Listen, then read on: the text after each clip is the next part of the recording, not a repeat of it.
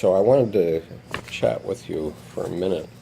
You can take this home with you and read it, but I thought it was very interesting that the very first part of the Red Book, I mean, I've steered away from the Red Book in this group up until now because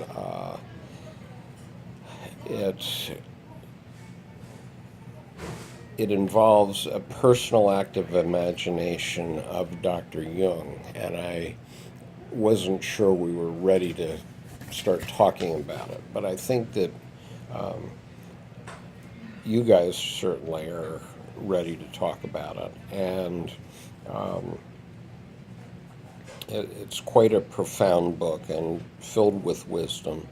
And what I wanted to mention tonight was the supreme meaning, which Dr. Jung put right at the beginning of the Red Book in German calligraphy.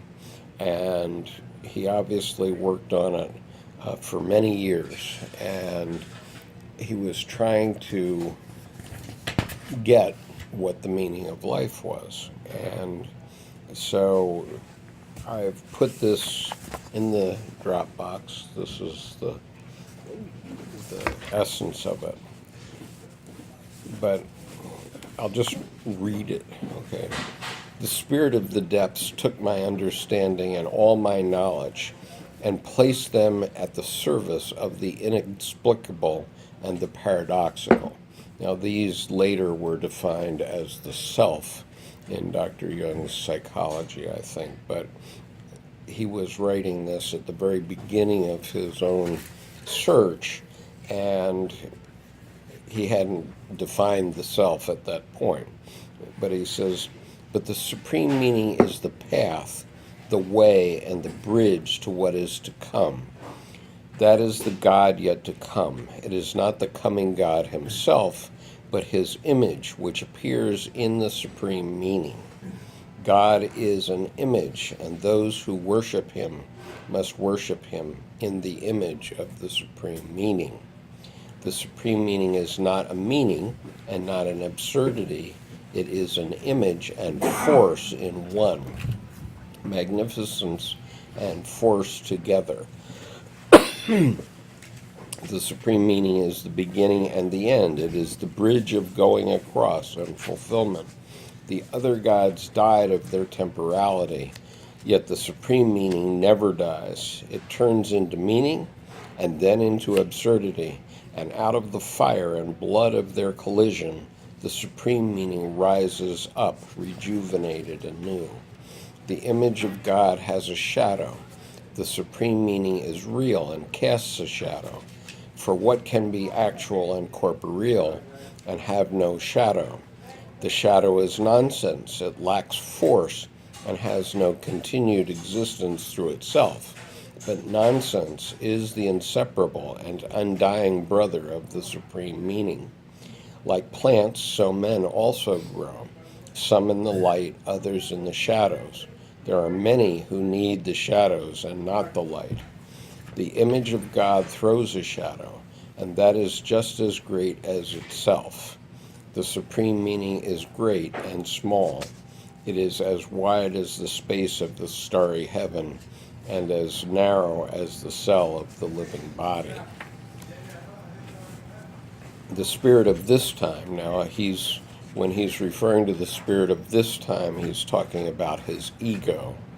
The spirit of this time in me wanted to recognize the greatest and extent of the supreme meaning, but not its littleness. The spirit of the depths, however, conquered this arrogance, and I had to swallow the small as a means of healing the immortal in me. It completely burned up my innards, since it was inglorious and unheroic. It was even ridiculous and revolting, but the pliers of the spirit of the depths held me, and I had to drink the bitterest of all draughts. The spirit of this time tempted me with the thought that all this belongs to the shadowiness of the God image. This would be This would be pernicious deception, since the shadow is nonsense, but the small, narrow, and banal is not nonsense, but one of both of the essences of the Godhead. I resisted recognizing that the everyday belongs to the image of the Godhead. I fled this thought. I hid myself behind the highest and coldest stars. But the spirit of the depths caught up with me and forced the bitter drink between my lips. The spirit of this time whispered to me, this supreme meaning, this image of God, this melting together of the hot and the cold, that is you and only you. If you did not possess all of this, how could you know? But the spirit of the depths stepped up to me and said, what you speak is, the greatness is, the intoxication is, the undignified silk, the undignified, sick, paltry dailiness is. It runs in all the streets, lives in all the houses, and rules the day of all humanity. Even the eternal stars are commonplace. It is the great mistress and the one essence of God. One laughs about it, and laughter too is. Do you believe, man of this time, that laughter is lower than worship? Where is your measure, false measurer? The sum of life decides in laughter and in worship, not your judgment. The mercy which happened to me gave me belief, hope, and sufficient daring not to resist further the spirit of the depths, but to utter his word. But before I could pull myself together to really do it, I needed a visible sign that would show me that the spirit of the depths in me was at the same time the ruler of the depths of world affairs. Okay, so I'll interrupt here. I don't know if I need to go on, but this is the essence of the definition.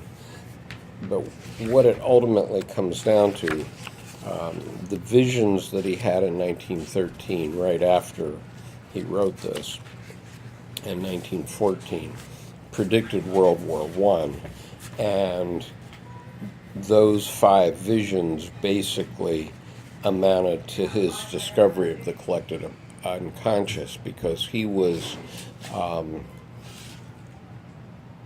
thought he was going crazy when he was having these very tough visions. And so when the war broke out and he started to see the reality of the visions, he was the happiest man alive, he said, because he realized he wasn't going crazy, that he wasn't out of control, that he was actually experiencing the collective unconscious. And so he spent the rest of his career defining that. And ultimately, do you get the essence of what he was saying? What is the supreme meaning? So here's the big question. What is the supreme meaning according to C.G. Jung? My cut on it is, it's you. It's each of us, that we are the meaning of life since the Big Bang. Okay, there's been a process going on in the universe since the Big Bang, and that's come right up from the first examples of life, and each one of us and every living being is, one of the descendants of those processes. And so each one of us is the meaning of life going back 13.7 billion years. And if you think about it in that way, it sort of changes your own attitude, it seems to me, about what you're about.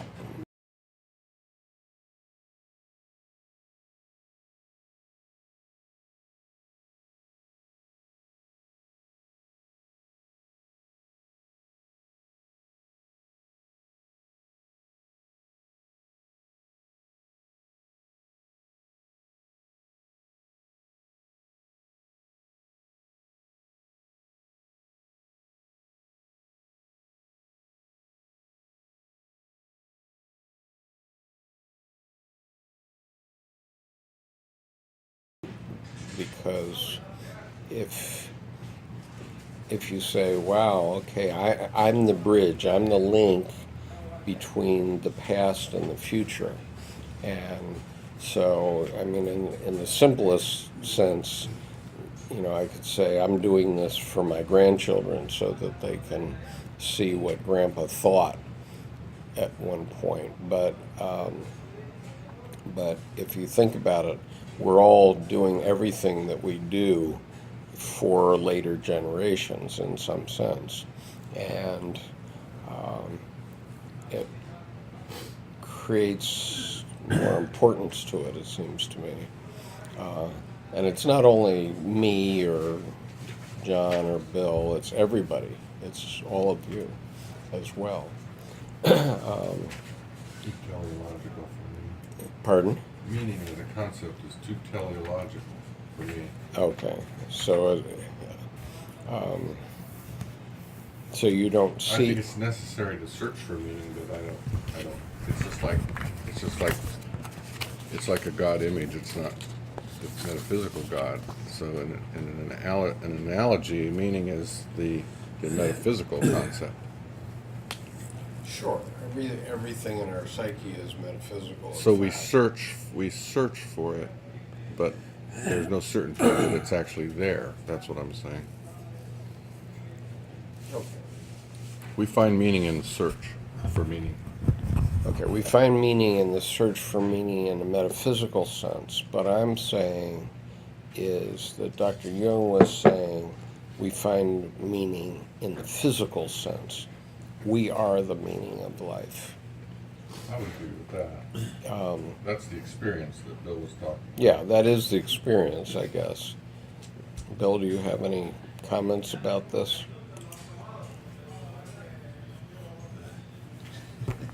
I have a headache. No, Well, it sounds like to me he's just talking about individuation. Yes, The whole meaning of life is individuation, precisely. and that makes sense. I mean, you're just becoming who you are as best you can be within the context.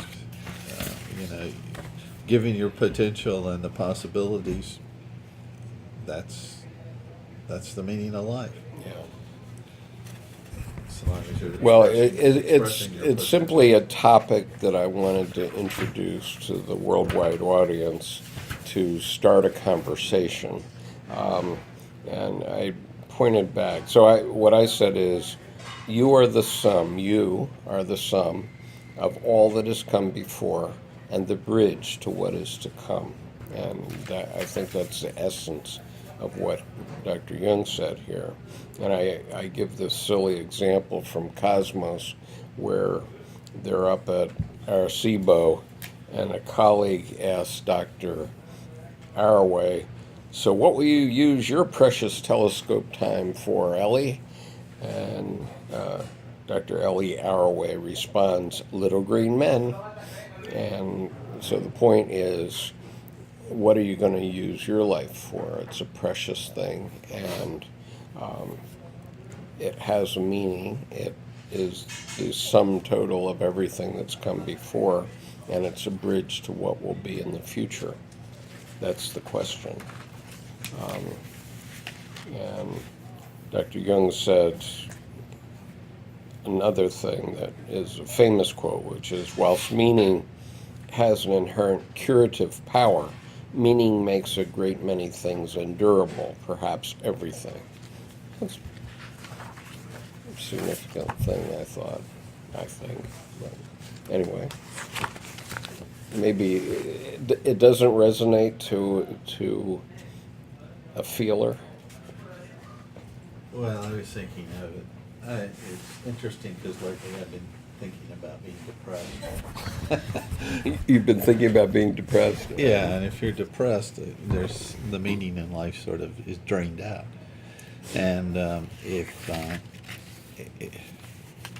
so, you go, this rah-rah pep talk stuff is kind of bogus in a way, because what's the point?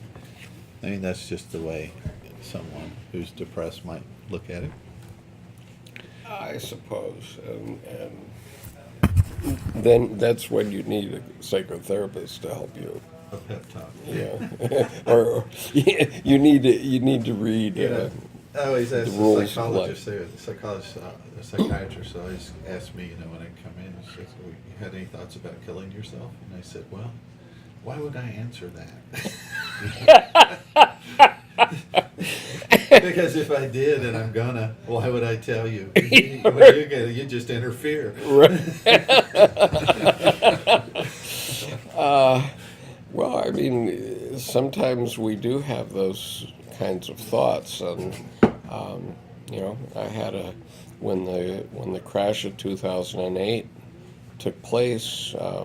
I had a neighbor who was a very successful businessman, but his business was obviously in trouble because of the crash, and he went out in the lake in a rowboat and shot himself, and I had a few of those thoughts, but I just decided, no, I want to know how this comes out. I don't. I'm not going to give up. I want to know how this comes out. You gave yourself a pep talk. Yeah, in a sense. I said, perish that thought. rather than myself. That's right. And that's what I've always done. Whenever a thought like that comes to mind, I always say, perish that thought, right? Because, no matter how bad things become, it's always interesting to find out how it comes out. And somehow we all manage to put a roof over our heads and food in our tummies day in and day out, no matter how bad things are. And it's an interesting story, whatever it is. And, I don't think it's the great American novel necessarily, but in terms of your life, it's certainly significant, I think. Well, I was just thinking, when we talk about something like the meaning of life, then you've got to sort of look at it from the other side. And here he is talking about the shadow side. Mm-hmm. So, then why isn't why does the shadow not win out? Why isn't the shadow on top? Why isn't the shadow asking the questions? Here we are with the God image or the path or something else. The supreme meaning is asking the questions, but it's sort of like it's only answering. It poses the question at two levels and only talks about it in one. Yeah, that's fair enough, I guess. It was just I'm just trying to engender a conversation among people, not with us, but with whoever you might. Well, you can cut all this out, but I just thinking about it, I think that the shadow takes predominance when the collective unconscious is heading that way, which is what Jordan Peterson is representing. And it gets into cynicism, and cynicism is one of the things in Edinger's book is one of the choices to deal with life's pressures. Mm-hmm. Cynicism or established religion or individuation. Those are all pep talks. Yeah. Right. Well, I mean, those are three stark choices, he says, that one is given. So say them again. those are three stark choices. Cynicism, which is killing the self physically or killing the self psychologically. I guess, well, cynicism would be killing the self psychologically. Right. So there's suicide, which is physical, killing yourself, and cynicism is psychological, killing yourself. Mm-hmm.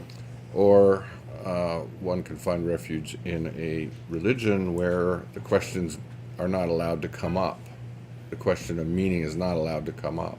Mm-hmm. So it's essentially a big distraction, is I think what he's implying. And the third choice is individuation, which is plumbing the depths of the unconscious. to find out what the meaning is within oneself. To find out where the depression is coming from. Right. Better shut this off.